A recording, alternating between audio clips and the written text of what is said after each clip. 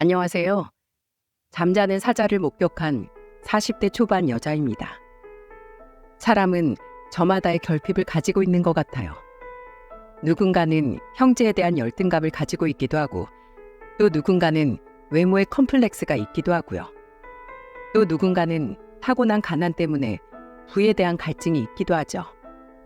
그중 최근에 가장 가까이서 제가 목격한 것은 바로 부모의 부재에서 온 마음의 결핍입니다. 이 글은 다름 아닌 저희 동서에 대한 이야기예요. 정확히 말하자면 동서와 저희 시모 사이에서 일어났던 한바탕의 소동이죠. 저는 일남 일녀를 둔 두 아이의 엄마예요. 동대문에서 옷가게를 하고 있고요. 그리고 제 옆역 가게 사장 언니의 주선으로 저는 34세 나이에 2살 많은 남편과 결혼의 골인을 하게 되었습니다. 평생 공무원 생활을 하다 퇴직하신 저희 시아버지께선 신중하고 과묵한 분이셨어요. 반면 시장에서 젓갈 장사를 하시던 시모는 조금 언행이 가벼우셨죠. 게다가 그렇게 나오는 말과 행동들이 주로 사람을 괴롭고 화나게 하는 종류의 것들이었어요. 그런 탓에 시모는 종종 시아버지께 타박을 듣곤 했는데, 한동안 겪어보니 시모는 강약 약강의 사람이라 집안의 실세인 시아버지나 자신의 말에 지지 않고 맞받아치는 사람에겐 또 아무 말도 못하시더라고요. 대표적인 예가 시댁의 삼남매였습니다. 남편과 시동생, 막내인 시누이 말이죠. 할 말 다 하고 사는 남편과 시누이에게 시모는 찍소리도 못했지만 유독 몸도 마음도 유약한 시동생에겐 달랐어요. 도련님은 어머님한테 귀가 쪽쪽 빨려서 사는 사람 같아. 어쩜 저렇게 매번 주눅 들어있고 살도 안 찌셔? 나보다 몸무게도 덜 나가실 것 같은데? 난 여자고 도련님은 분명 남잔데 난 도련님만 보면 보호 본능까지 일어난다니까? 쟤 한 60kg 나가려나? 아유, 내버려둬. 윤철이 걔가 학창시절부터 얼마나 엄마한테 시달렸는지 몰라. 그래서 나도 엄마한테 뭐라고도 해보고, 너도 할 말 있으면 사람 눈 보고 똑바로 얘기하라고 윤철이를 다그치기도 했는데 자긴 무서워서 못하겠대. 어린애도 아니고 다 큰 성인이 스스로 변화할 생각이 없는데 어쩌겠어. 그래도 시동생은 공부는 열심히 했었는지 좋은 대학을 나와 나름 큰 규모의 중견기업에 다니고 있었어요. 하지만 회사에서도 이리저리 치어다니는지 항상 퇴근할 즈음엔 피죽도 못 얻어먹은 꼴을 하고 집에 들어왔다고 남편이 말해주더군요. 결혼 초반에 시모는 저만 보면 못 잡아먹어 안달을 냈습니다. 초장에 기선제압을 하려는 의도가 딱 보이더라고요. 시모는 며느리라면 무조건 자기 아래라고 생각하는 사람이었거든요. 그런 시모에게 처음 맞는 며느리인 저는 아주 좋은 먹잇감이었을 테죠. 하지만 시모의 그런 행동은 얼마 가지 못하고 끝나버렸어요. 언제 한 번은 평일 아침 식사를 하고 있는데 시모가 대뜸 제게 전화를 걸어 이러더군요. 예, 지금 아침상 사진 좀 찍어서 보내봐라. 내가 우리 아들 결혼해서 아침밥은 잘 얻어먹나, 뭘 먹고 다니나 궁금해서 검사 좀 해야겠다. 참 기가 찼어요. 시모가 뭘 원하는지 눈에 훤해서 말이죠. 그래도 뭐 보내라는데 안 보낼 이유가 있나요? 저는 남편과 먹고 있던 토스트 사진을 찍어 곧바로 시모에게 전송을 했습니다. 아니나 다를까 시모는 입에서 불을 뿜을 듯 기함을 하더라고요. 빵? 아니, 그건 간식 아니냐? 너 남편 밥 안 해 먹이니? 우리 아들은 아침에 꼭 밥만 먹는다. 내 아들 힘도 안 나는 저런 빵 같은 거 먹여보내고 회사에서 하루 종일 빌빌대면 네가 책임질 거야? 어머님, 이거 남편이 해달라고 직접 말한 거예요. 그리고 밥이 정 먹고 싶으면 남편이 차려 먹겠죠. 저도 남편도 둘 다 출근하는데 왜 꼭 저만 아침을 차려야 돼요? 어머님, 저 이것도 남편 자고 있을 때 일찍 일어나서 준비한 거예요. 심지어 제가 일하는 시간도 더 길고 퇴근 시간도 늦는데도요. 그런데 왜 저한테 말씀을 그렇게 서운하게 하세요? 앞으로 이런 말씀은 삼가해 주셨으면 좋겠어요. 보세요. 들은 저도 기분 안 좋고 말씀하신 어머님도 기분 언짢아지셨잖아요. 이런 일이 자주 없어야 저도 어머니께 더 잘하겠죠. 그죠? 시모는 어버버하며 말을 잇지 못하다가 이내 전화를 끊어버렸습니다. 일단 대꾸는 했지만 저는 내심 제 성질을 죽이지 못한 것 같아 후회가 되어 통화 내용을 모두 들은 남편에게 물었어요. 그래도 당신 어머니인데 내가 말이 너무 심했나? 미안해. 이 망할 놈의 쌈닦이질. 결혼해선 고쳐야 하는데. 아니야, 됐어. 잘했어. 당신 말 틀린 거 하나 없는데 뭐. 그리고 우리 엄마는 내가 잘 아는데 차라리 처음 저러실 때 이러는 게 나아. 그래야 앞으로 며느리 함부로 대하면 안 되는 줄 알고 안 그러지. 무작정 자신의 부모라고 편들지 않고 제 입장에 서서 말해준 남편에게 고마웠습니다. 그러면서도 한편으론 시모 성격이 오죽했으면 아들인 남편이 저렇게 말을 하나 싶기도 했죠. 이후에도 시모는 포기하지 않고 몇 번이나 저에게 기선제압을 시도했습니다. 저는 남편의 말 덕분에 다행히 한결 마음 편하게 시모의 말을 맞받아칠 수 있었죠. 가령 갑자기 주말에 집으로 쳐들어와 집의 청소 상태를 점검한답시고 제게 잔소리를 한다거나 제 가게까지 찾아와 제 일을 남편의 일에 비하면 몸쓰는 노동직이라며 비하하기도 했었는데 그럴 때마다 저는 웃음을 잃지 않고 시모에게 이렇게 말했었네요. 너는 아내라는 애가 집안 꼴을 이렇게 해놓고 사니? 아이고, TV 위에 앉은 먼지 좀 봐라. 이 먼지 다 들이마시면 내 아들 폐렴이라도 걸리겠다. 뭐해? 얼른 손걸레 가져오지 않고. 어머님, 저도 그러고 싶은데요. 제가 지금 약속 때문에 나가봐야 해서요. 미리 말씀 주시고 오셨으면 제가 약속 시간 좀 늦췄을 텐데. 그러니까 다음부턴 이렇게 엇갈리는 일 없게 꼭 연락 주시고 오세요. 아셨죠? 여보, 폐렴 걸리기 싫으면 얼른 손걸레 가지고 와서 TV 위에 먼지 좀 닦아. 어머님이 시키셔. 어머님, 그럼 다음에 봬요. 오신 김에 남편이랑 저녁 먹고 가세요. 이 사람 요리 솜씨가 저는 저리 가라 해요. 넌 하루 종일 가게에 들어앉아서 어서 오세요, 사세요 이런 말만 하고 앉았는데 뭐가 그렇게 힘들다고 회사에서 스트레스 받는 내 아들한테 아침상 하나 제대로 못 차려준다는 거냐? 어머님, 어서 오세요, 사세요 하면서 저처럼 남편 연봉보다 더 벌어들이려면요. 도매시장 가서 발에 물집 잡히도록 뒤지고 발품 팔고 가게 와선 재고 정리도 하고 해야 하는 거예요. 어머님도 장사 해보셔서 알잖아요. 사실 장사가 몸고생 마음고생 하면서 제일 큰 중노동인 거 어머님이 제일 잘 아시죠? 어머님, 그러고 보니까 우린 같은 일 하는 동지네요. 어휴, 그렇지.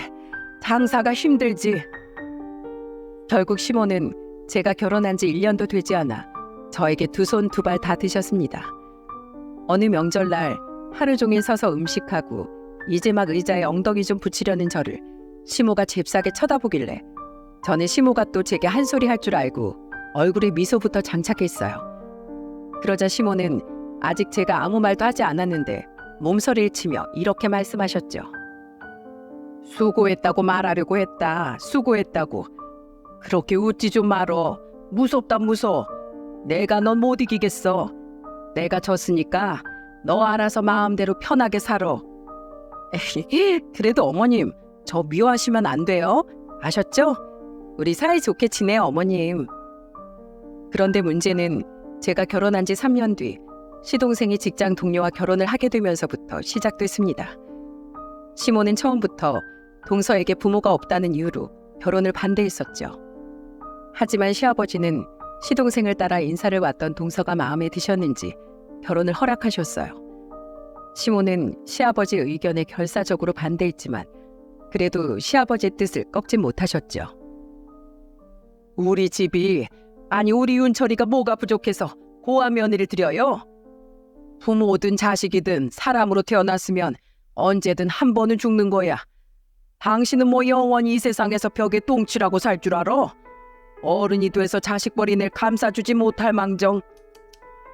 그리고 그 애가 왜 고아야? 그 애 12살에 부모님 사고로 돌아가시고 나서 외조모가 쭉 키우셨다며. 게다가 나이든 할머니 손으로 손녀 잘 키워서 대학도 보내고 윤철이네 회사 같은 좋은 회사에 취직도 시켜놨는데 대체 뭐가 부족하다는 거야? 시끄럽고 그런 말도 안 되는 이유로 반대할 거면 그만둬.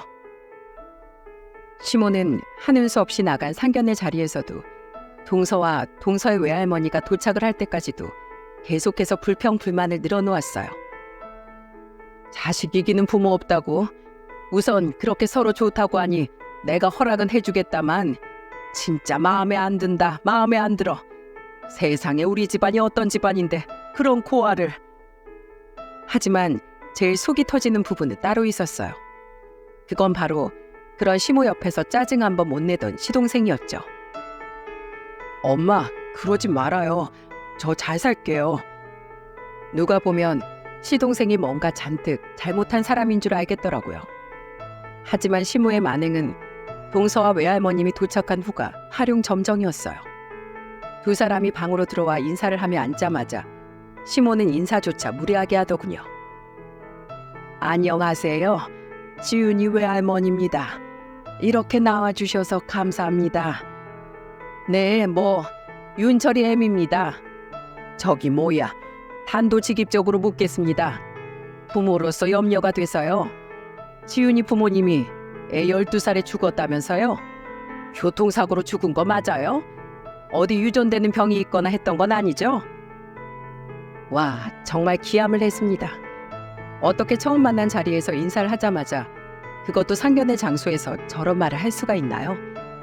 그것도 면전에 대고 돌아가셨다라는 표현도 아닌 죽었다라는 무례한 표현을 쓰며 말이에요. 반면 외할머님은 시모와 달리 끝까지 예의 있는 모습을 잃지 않으려 노력하시더라고요. 네, 저희 딸 부부가 교통사고로 일찍이 하늘나라에 갔습니다. 그래도 우리 지훈이 부모 없이 컸어도 모난 부분 없이 바르게 자랐어요. 그러니까 우리 지훈이 많이 예뻐해 주세요. 저는 그거면 됩니다. 부디 잘 부탁드려요. 결국 상견례 자리는 끊임없는 시아버지의 사과로 끝이 났습니다. 동서의 외할머니께선 괜찮다고 애써 말씀하시고 가셨지만은요. 하지만 정작 자리의 주인공이었던 시동생은 결국 끝까지 시모에게 싫은 소리 한번 하지 못하고 상견례 자리에서도 시댁으로 돌아와서도 고개만 푹 숙이고 있더군요. 저는 그날 이후로 시모와 시동생에 대한 인상이 많이 바뀌었어요. 사람이 조금 모난 구석이 있긴 해도 그렇게까지 나쁜 사람은 아니라고 생각했던 시모에게 오만정이 떨어졌고, 유약하긴 해도 숨겨진 강단이 있을 거라고 믿던 시동생은 결혼할 자기 여자 하나도 지키지 못할 멍청이라고 여기게 되었죠. 그래도 어찌저찌 두 사람은 결혼을 했습니다. 시동생 부부의 결혼은 시작부터도 험난함을 피하지 못하더군요. 시동생 부부는 처음에 아파트 한 채를 구해서 들어가 살려고 했는데, 나중에 동서에게 듣기론 어느 날 시모가 동서를 불러 이렇게 말하더랍니다. 넌 부모 손에서 못 자랐으니까 내 아래에서 가정교육 좀 다시 받아야겠다. 3년만 내 아래에서 제대로 배우면 내가 그때 내보내주마. 시동생 부부는 그렇게 시댁으로 들어가게 되었습니다. 솔직히 저였다면 저런 말을 듣는 순간 당장에 자리를 박차고 나와버렸을 것 같아요. 그런데 제 말을 들은 동서는 제게 이렇게 말하더군요. 그래도 저는 부모님이 안 계셨잖아요. 어머니 말씀대로 시부모도 부모님인데 어련히 잘 해주시겠죠. 게다가 저 비록 엄마 아빠는 아니지만 어머님 아버님이라고 이렇게 자꾸 부를 수 있는 사실만으로도 조금 기뻐요. 제가 잘하면 어머님도 언젠간 절 인정하고 예뻐해 주시겠죠. 그렇게 착해 빠진 동서가 어찌나 딱하고 예전한지 이유 저도 모르게 자꾸만 동서가 신경이 쓰이더라고요. 바보 같고 미련하다고 느껴지기도 했지만 오죽 부모님이 그리웠으면 저렇게 말을 할까 싶기도 해서 차마 그런 동서를 타박할 수가 없었죠. 그래서 저는 동서에게 쓴소리를 하는 대신 더 자주 만나서 친구처럼, 때론 언니처럼 따뜻하게 챙겨주려 노력을 했습니다. 그렇게 만나는 와중에 동서에게 들은 시모의 행동은 정말이지 혀를 내두를 정도더군요. 형님, 지난 일요일엔 어머님이 저한테 갑자기 빨간색 앞치마를 던지시더라고요. 그거 들고 따라오라고요. 그래서 따라갔더니 글쎄 어머님 젓갈 가게인 거예요. 거기서 저한테 오세요 오세요 하고 손뼉치면서 호객행위를 하라고 강요를 하시더라고요. 그래서 좀 어색하긴 해도 어머님 돕는 일이라고 생각하고 열심히 했는데 저 그날 어머님한테 뒤통수 한 대 세게 맞았어요. 그렇게 어색해하는 거 다 티내면 오던 손님도 민망해서 도망간다고. 저 때문에 장사 다 망쳤다면서 막 화를 내시는 거예요. 형님, 저 어머님 열심히 이해하려고 노력하면서 살고 있는데요. 가끔 그때 같은 날이면 조금 힘에 부쳐요. 저 프로젝트 때문에 평일 내내 야근하고 심지어 토요일도 출근해서 저녁에 들어온 걸 어머님도 다 아셨는데요. 어느 날은 이런 일도 있었답니다. 한 번은 동서와 저 둘 다 퇴근하고 만나서 저녁을 먹고 함께 시댁으로 향한 적이 있었는데 시모가 문이 열리자마자 동서에게 얼마나 갖은 욕을 해댔는지 몰라요. 너 전화로 나한테 8시까지 들어온다고 하지 않았니? 그런데 지금 시간이 몇 시야? 8시 25분이나 됐잖아. 너 시애미가 우습냐? 우스워? 정말 사람을 얼마나 쥐잡듯이 잡던지요. 시아버지가 자리에 계셨으면 시아버지라도 뭐라고 한 소리 하셨을 텐데 그날따라 집엔 시아버지도 안 계시더라고요. 저라도 시모에게 한 소리 할까 싶었지만 제가 가고 나면 시모가 또 동서를 얼마나 잡을지 눈에 훤히 보여 차마 속은 부글부글 끓는데 아무 소리도 못하고 저는 시댁을 나왔었네요. 이후 동서는 애써 웃으며 전화로 제게 이제 형님하고 밥도 못 먹겠네요 하고 말했습니다. 그 모습이 너무 마음이 아파 얼마 후 저는 일부러 주말에 시댁으로 찾아갔어요. 그리고 시모에게 이렇게 말했죠. 어머님, 저 오늘 동서 데리고 나가서 맛있는 것 좀 사 먹이고 늦게까지 놀다 올게요. 뭐? 주말에 해야 될 집안일이 태산인데 어딜 데려가? 어머님, 설마 평일에도 일하는 동서한테 주말마다 계속 일 시키시는 건 아니죠? 혹시 동서 마른 게 다 어머님 때문이에요? 어머님 혹시 드라마에 나오는 못된 시어머니들처럼 며느리를 종부리듯 부리고 계신 건 아니겠죠? 에이 설마 세상에 그 정도로 못돼 먹은 시어머니가 정말로 있겠어요? 제가 괜한 말을 했네요. 시모는 결국 제 말에 아무 말 못하고 동서를 보내주었습니다. 자기도 좀 찔리긴 했던 모양이더라고요. 그날 우린 복합 쇼핑몰에 들어가 구경도 하고 영화도 보며 재미있게 놀았습니다. 그리고 마침 저녁에 나와보니 비가 추적추적 내리던 터라 저녁도 먹을 겸 마지막엔 전집으로 들어가 파전에 막걸리도 한잔 했어요. 술이 조금 들어가자 점점 울적한 얼굴로 변하던 동서는 결국 눈물을 보이고 말더군요. 형님, 제가 형님한테 얼마나 고마워하고 있는지 아시죠? 사실 저 열심히 버티곤 있는데 시댁살이가 너무 힘이 들어요. 남편도 옆에서 그냥 엄마 하지 마세요, 그만하세요 하고 말을 하긴 하는데 전혀 도움이 안 돼요. 형님도 아시잖아요. 그 사람 평생 어머님 귀에 눌려 살아서 어머님한테 찍소리도 못하는 거. 오죽했으면 다 큰 성인 남자가 PC방 갔다가 밤 10시 조금 넘어서 들어왔다고 자기 엄마한테 메타작을 당했겠어요. 동서는 서방님 도대체 어느 부분이 좋아서 결혼한 거야? 그냥 보호 본능 일으키는 사람이잖아요.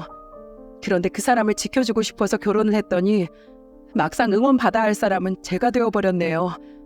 제 팔자 제가 꾼 걸까요, 형님? 만약에 저희 부모님이 살아계셨다면 어머님이 그래도 절 이렇게 못살게 구셨을까요? 한숨이 나왔습니다. 답답했어요. 저는 동서의 등을 쓸어주며 이렇게 이야기해 주었죠. 그런 생각하지 마, 동서. 어차피 일어난 일이야. 그리고 동서가 잘못한 것도 아닌데 왜 울어? 부모님 돌아가신 게 동서 잘못이야? 부모님 안 계신다고 동서가 이렇게 힘들어하는 거 외할머님이 아셔봐. 얼마나 속상해 하시겠어. 그러니까 동서, 바보처럼 당하고만 있지 말고 싫으면 싫다고 말해. 무작정 다 참는다고 능사가 아니야. 그건 착한 게 아니라 미련한 거라고. 나도 앞으로 많이 도와줄 테니까 알았지? 이후에 저는 명절이든 주말이든 시댁에 자주 찾아가 동서를 도우려고 노력했어요.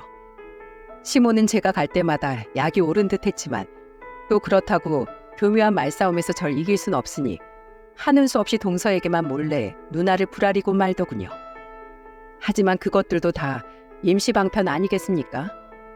제가 가진 돈이 많아 시동생과 동서에게 집을 구해줄 수도 없는 노릇이고 정말로 그럴 수 있다고 해도 시모가 시동생 부부를 순순히 놓아줄 리도 만무했고요. 그렇게 머리를 싸매고 있던 와중 아주 큰 사건이 결국 터져버리고 말았습니다. 직원에게 가게를 맡기고 쉬던 어느 평일이었어요. 제가 집에 있던지라 아이들도 어린이집에 보내지 않고 집에서 육아를 하고 있는데 동서에게서 전화가 한 통 오더군요. 그런데 동서의 목소리가 어딘지 심상치가 않았어요. 무슨 일이야, 동서? 형님, 저한테 좀 와주실 수 있어요? 동서, 아니 목소리가 왜 그래? 지금 어딘데? 회사 안 갔어? 형님, 저 병원이에요. 방금 막 입원했어요. 깜짝 놀랐습니다. 병원이라뇨? 저는 자초지종을 말하기 꺼려하는 동서에게 곧 갈 테니 조금만 기다리라고 말했어요. 그리고 마침 퇴근을 한 남편에게 애들을 맡기고 곧장 동서가 입원해 있다는 병원으로 향했죠. 병실 밖 대기실에 나와 있는 동서를 본 저는 너무 놀라 눈이 휘둥그레지고 말았어요. 동서, 이게 다 어떻게 된 일이야? 다리는 왜 쩔뚝거려? 어머, 눈에 멍든 것 좀 봐. 어머님이 왜? 그리고 동서 입에서 나온 대답은 너무나도 충격적이었습니다. 형님, 저 어머님한테 맞았어요. 뭐? 입이 똑 벌어졌어요. 동서는 눈물을 뚝뚝 흘리며 제게 자초지종을 이야기하기 시작했습니다. 어제 저희 외할머니랑 전화하는데 외할머니가 몸이 좀 안 좋으시다고 하더라고요. 걱정할 정도는 아니라는데 어떻게 걱정이 안 돼요. 그래서 회사에 말해서 어제 밤까지 야근하고 이번 주 남은 3일 모두 휴가 내서 오늘부터 외할머니 댁에 며칠 다녀오려고 했거든요. 근데 어머님이 끝까지 절 안 보내주시려고 하는 거예요. 전 이렇게 애가 타는데요. 그래서 저 처음으로 어머님한테 대들었어요. 다른 사람도 아니고 저를 키워주신 외할머니가 아프다는데 어쩜 저한테 이렇게 모질게 구실 수가 있냐고요. 제가 여태 어머님 말에 말대꾸 한번 한 적이 있냐고. 진짜 어머님이랑은 더 이상은 못 살 것 같으니까 그냥 이 집에서 나가겠다고 말했는데 갑자기 별이 보이더라고요. 동서의 말로는 자신이 집을 나가겠다는 말에 시모의 눈이 완전히 뒤집힌 것 같다고 했습니다. 고아인 동서를 며느리로 들여서 여태 먹여주고 재워줬더니 감히 니까짓게 집을 나간다는 소리를 하냐며 시모는 동서의 머리채를 잡고 휘둘렀다고 하네요. 얼굴도 그때 몇 대나 맞았고 바닥에 엉덩방아를 찧을 때 엉덩이에 멍도 들었다고요. 그래서 어디 크게 다친 거야? 입원까지 할 정도로? 다행히 뼈에 이상은 없고 멍 몇 군데 든 정도예요. 아직 허리가 욱신거려서 걸음걸이는 좀 이렇지만요. 근데 크게 이상이 없어도 2주까지는 의사 재량으로 입원시켜 줄 수 있다고 하더라고요. 그래서 그냥 입원한다고 했어요. 어머님 얼굴 보기도 싫고 그냥 그 집 자체가 지긋지긋해서요. 형님, 저 정말 이제 어떻게 해야 돼요? 동서는 어차피 이 얼굴로 외할머니 댁에 가면 걱정만 시킨다며 차라리 휴가 쓴 김에 며칠 더 쉬고 싶다고 하더군요. 생각을 좀 정리하고 싶다면서요. 크게 몸에 이상이 없던 동서는 오히려 마음을 크게 다친 것 같았습니다. 열이 뻗친 저는 곧장 시동생에게 전화를 걸었어요. 동서가 이런 상태인지도 모르고 시동생은 회사 사람들과 술을 마시고 있더군요. 술이요? 서방님, 지금 동서가 어떤 상태인지는 알아요? 네? 집사람이 왜요? 동서 지금 병원에 입원해 있어요. 서방님, 좋은 말로 할 때 당장 튀어오세요. 네? 당장 튀어오라고. 이후 약한 술 냄새를 풍기며 헐레벌떡 병원으로 온 시동생에게 저는 마구 화를 냈습니다. 동선의 시동생의 얼굴은 쳐다도 보기 싫다는 듯 창가로 고개를 돌리고 있었고요. 여보, 아니 이게 무슨 일이야? 형수님, 어떻게 된 일이에요? 어떻게 된 일이요? 잘나신 서방님네 어머니가 외할머니가 아프셔서 며칠 친정에 좀 가보겠다던 자기 며느리를 벌찍어도 못 가게 붙잡더니 자꾸 이러면 집 나가겠다고 동서가 한마디 하자마자 이 꼴을 만들어 놓더랍니다. 서방님, 정말 해도 너무한 거 아니에요? 왜 이렇게 사람이 못났어요? 남편이란 사람이 제 엄마를 감당 못할 거였으면 결혼을 하지나 말든가. 일단 결혼을 했으면 자기 아내 앞에서 방패막이라도 되어주던가 할 것이지. 서방님이 얼마나 만만한 존재였으면 어머님이 며느리를 이 지경으로 만들어요. 서방님, 진짜 언제까지 이렇게 사실 건데요? 네? 그 작고 마른 시동생은 감수성은 또 어찌나 예민한지 제가 몇 마디 했다고 동서 앞에서 눈물을 펑펑 쏟더군요. 정말 한숨만 나왔습니다. 어쩜 사람이 싫은 소리 몇 마디만 들으면 곧장 울어버린단 말인가요? 여보, 내가 무능력하고 한심해서 미안해. 타고나길 이렇게 생겨먹어서 미안해. 아, 그만 좀 우세요. 울지만 말고 앞으로 어떻게 할 건지 해결 방안을 말씀해 보시라고요. 보다 못한 제가 울지 말라며 성질을 냈지만 시동생은 그저 엉엉 울기만 했어요. 그런 시동생의 말을 가만히 듣던 동서는 고개를 돌려 시동생을 마주보고 나지막이 입을 열었습니다. 그리고 동서 입에서 나온 말에 시동생은 너무 충격을 받았는지 그 자리에서 그냥 굳어버렸어요. 저 또한 의외의 말에 눈이 동그래졌고요. 그래 여보, 우리 이혼하자. 나 도저히 이렇게 못 살겠어. 내가 웬만하면 더 이상 부모도 가족도 잃고 싶지 않아서 악착같이 참고 견뎠는데 이젠 아니야. 내가 뭐 어머님께 죄졌어? 비록 돌아가시긴 했지만 나도 우리 부모님이 낳아준 귀한 딸이고 나를 키워주신 외할머니한텐 소중한 손녀야. 나한테도 분명 내 행복을 빌어주는 부모님도 조모인 외할머니도 있었는데 내가 그 사실을 까맣게 망각했지 뭐야. 내가 이렇게 살고 있는 것 자체가 우리 외할머니 가슴에 대못을 박는 일인데 말이야. 그리고 나 더 이상 당신도 못 믿겠어. 내가 오죽했으면 병원에 왔을 때 당신이 아닌 형님이 생각났겠어. 그만큼 당신은 나한테 전혀 쓸모없는 사람이 된 거야. 당신이 여기서 완전히 정반대로 바뀌지 않는 이상 난 도저히 이 결혼 생활 더는 못하겠어.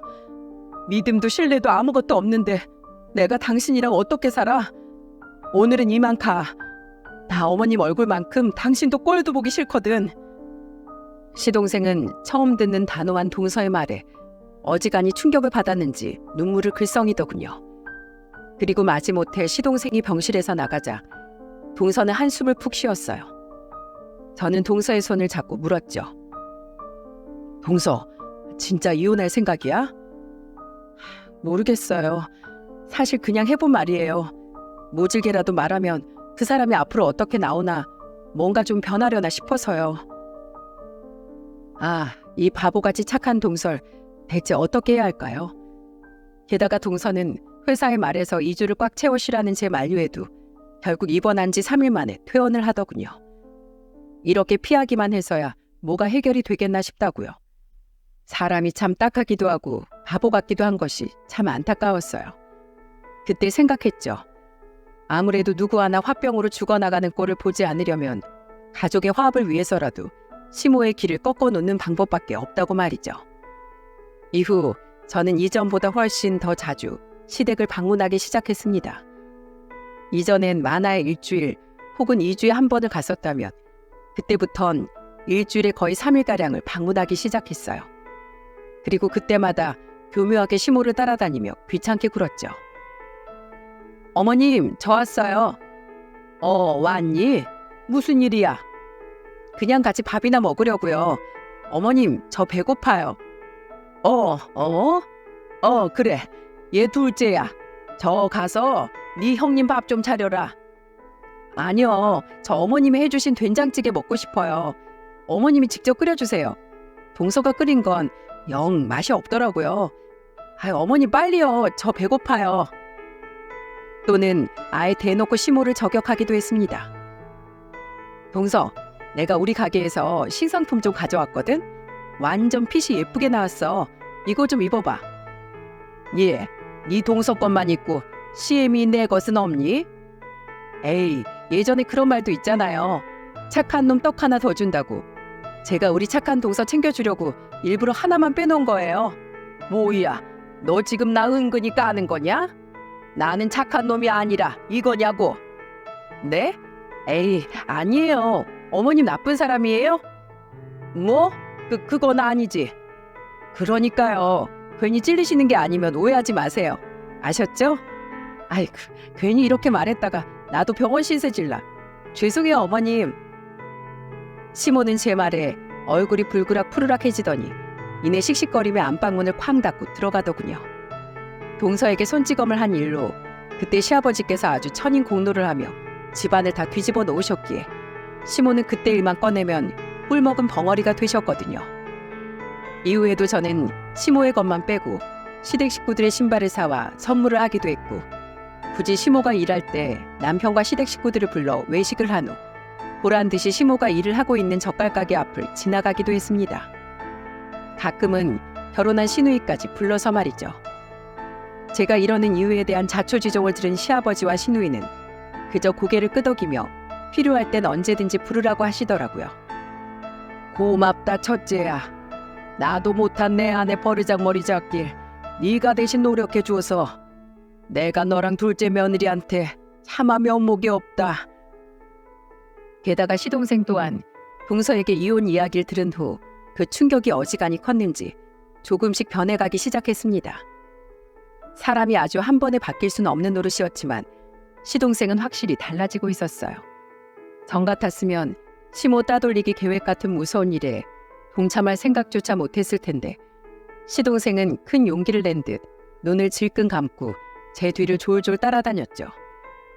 게다가 한 번은 동서가 이러더라고요. 형님, 그 사람이 며칠 전에 어머님한테 저랑 데이트하러 나가겠다고 늦을 테니까 연락하지 말라고 말을 하지 뭐예요?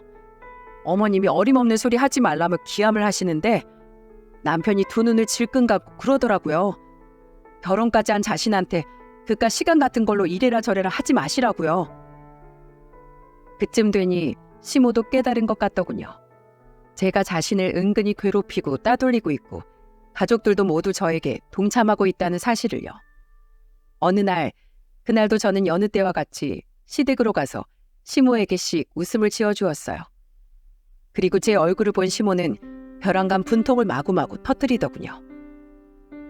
야, 너 또 오늘도 나 한 방 먹이려고 온 거지? 나 다 알고 있어. 둘째 쟤 병원에서 퇴원한 뒤부터 네 동서 그렇게 만들었다고 너 지금 나한테 이러는 거잖아. 아무리 그래도 그렇지. 난 이 CM이야. 어떻게 이렇게 어른 무서운 줄을 몰라? 어디 한번 해보자는 거냐? 내 가족들까지 꼬여내서 사람 따돌리기나 하고 유치하게 지금 이게 뭐하는 짓이냐고. 아 깜짝이야. 어머님, 아니 왜 이렇게 화를 내세요? 그래요. 말 나온 김에 오늘 허심탄회하게 말씀드릴게요. 어머님이 며느리를 맨날 못 잡아 먹어서 안달이신데 아무리 제가 당사자가 아니라고 해도 같은 며느리 입장에서 어머님을 좋아할 수가 있겠어요? 그리고 어머님이 평소에 잘하셨으면 가족들이 이런 유치한 제 뜻에 따라 줬겠어요? 왕따는 오히려 제가 당했겠죠. 그리고 어머님, 그거 아세요? 저 마음 여리고 착한 동서가 얼마나 시집살이가 힘들었으면 서방님한테 이혼하자고까지 한 거? 그러고 보니 동서, 이혼은 언제 해? 알아야 내가 더 열심히 돕지. 글쎄요. 남편 하는 거 봐서 결정하려고 아직 고민 중이네요. 그날 저와 동서의 폭탄 선언으로 시댁의 분위기는 완전히 변하고 말았습니다. 우선 시동생은 충격받았던 이혼 이야기를 다시 한번 듣자 정신이 번쩍 든 것 같더라고요. 이전에는 쥐 오줌만큼 조금씩 변화하기 시작했다면 그때 이후로는 아주 동서를 상점 모시듯 하더군요. 얼마 전엔 시동생이 드디어 시모와 시선을 똑바로 마주하고 또박또박 큰 소리로 제발 내 아내 좀 그만 괴롭히세요 하고 소리쳤다는 동서의 말에 저는 꽤나 만족스러운 웃음을 지었네요. 시동생도 알았던 거겠죠. 언제까지나 엄마 치마폭에 둘러싸여 벌벌 떨고만 있으면 정작 중요한 자신의 가정은 절대로 지킬 수 없다는 걸 말이에요. 게다가 시모 또한 평생 만만하게 보던 자신의 둘째 아들까지 자신에게 맞서기 시작하니 웬만큼 길을 펴지 못하더군요. 시동생의 이혼 소동을 들은 시아버지가 시모에게 아들 이혼시키려고 작정했냐며 한마디 하신 것도 한몫했고요. 그리고 결정적으로 동서는 시모의 생일날 가족들이 다 같이 모인 자리에서 폭탄 선언을 해버렸습니다. 어머님, 아버님, 저희 이제 그만 독립할게요. 뭐? 어딜 나가? 아직 같이 산 지 2년밖에 안 됐는데 너네가 요새 잘해줬더니 아주 시엠이 무서운 줄 모르지? 어머님이 저한테 잘해주셨다고요? 그냥 아버님하고 제 남편 눈치가 보여서 저한테 이전처럼 막 대하지 못하신 거잖아요.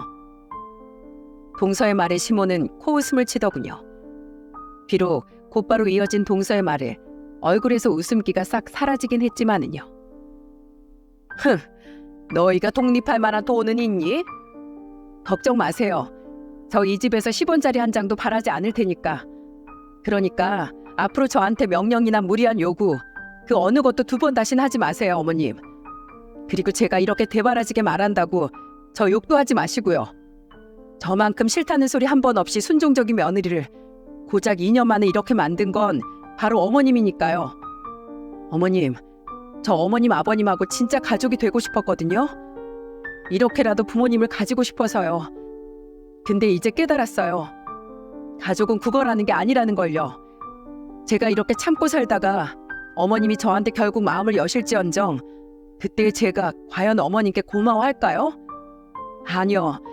이미 그땐 제가 마음속에서 어머님을 저버리고 난 뒤였을 거예요. 그러니 어머님, 우리 정말로 영영 되돌릴 수 없기 전에 저도 제 남편도 그만 붙잡으세요.